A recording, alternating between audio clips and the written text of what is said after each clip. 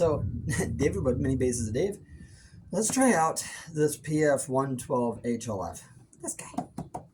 Yes, I'm sitting on it because it makes for a perfect chair when you're just hanging. I'm going to be using the 5-string Stingray. Got it back a little bit ago from a place called Music Gear here in Independence, Missouri. And I'm trying out with the SVT3 Pro because it seems like a pretty good little match. So let's see what it does.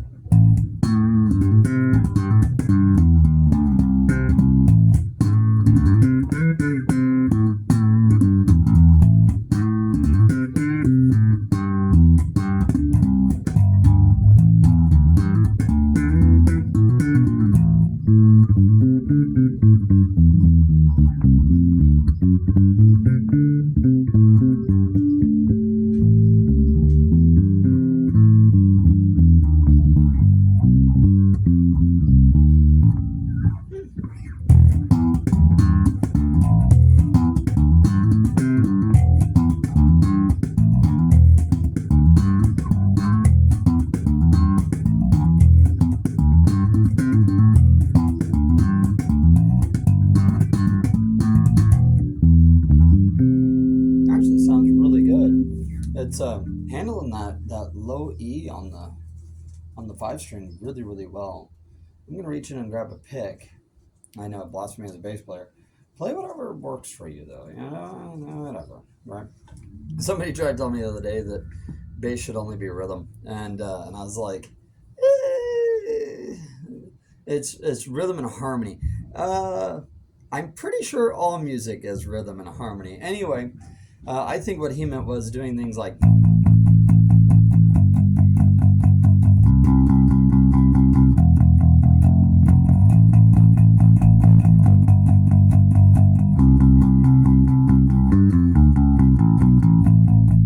if you really like doing this, sure. I don't mind it. But I'm more of a slapper.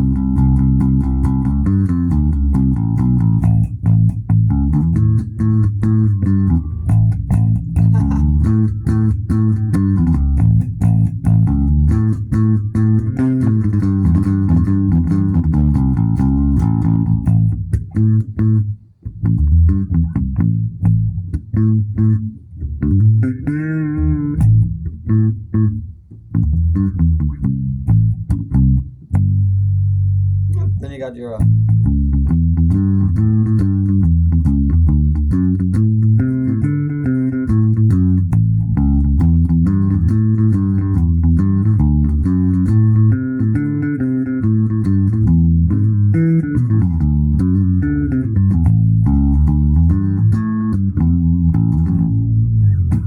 just fun.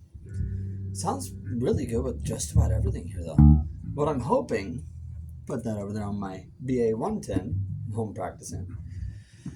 What I'm hoping is that this guy solves the issue for me with smaller gigs where I don't need all the extra sound of the 410 or the 810. And I think it'll work really well. But yeah, it's not as quick as the it's not as quick as the 10s, but it also doesn't sound as harsh, so that's interesting. It's not as pillowy as the 810 though. The 810 has big full sound, but that's an 810, so you get a whole lot of stereo effect with that. Well, not so much stereo effect, more of almost like a chorus effect, because all the 10s aren't going to activate 100% exactly the same way when moving air. So you end up with a much rounder sound. It's like recording 10 basses simultaneously. And then, the 410 HE has more of a mid-range sound. This guy's not quite. He's not quite at the same. His mid-range punch isn't the same. That's what I'm trying to say. He sounds tight, but he also has like that big low end. He just feels like a good round little cat. I'd love to try out the 15 version of this and see what the big difference is between a 12-inch bass speaker. Because as bass players, we always have 10 and 15. Although I did see a 18 and a 12 and even a 6. That was weird. And an 8 by 8. I think Ampeg used to make an 808 or something like that.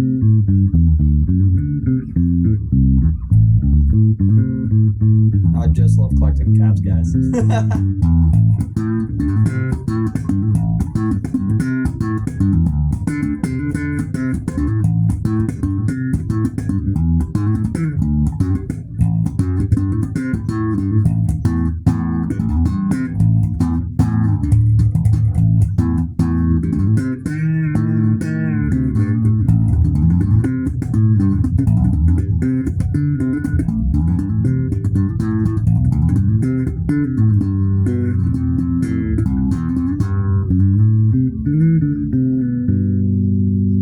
It's got a really cool sound. Let's see. Let's flip the switch and see if it does anything.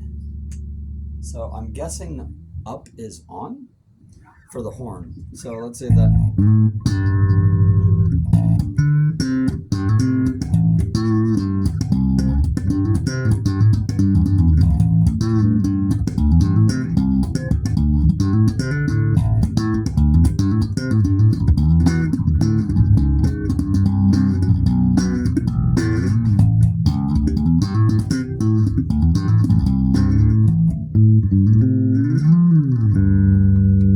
Let's try with the pick.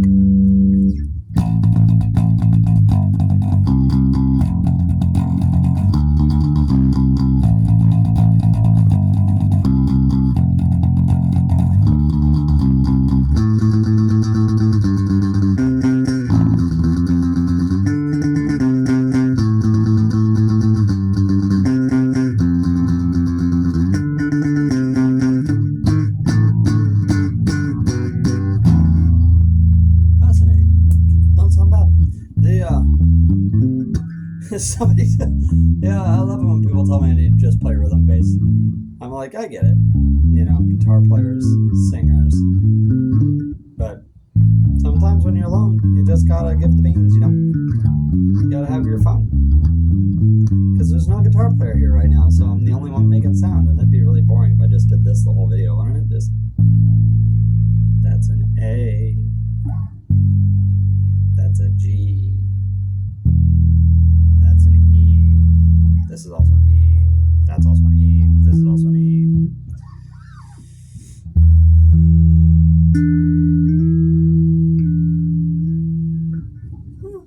So yeah, it's I get it. As bass players, we're generally kind of the background, but we don't always have to be.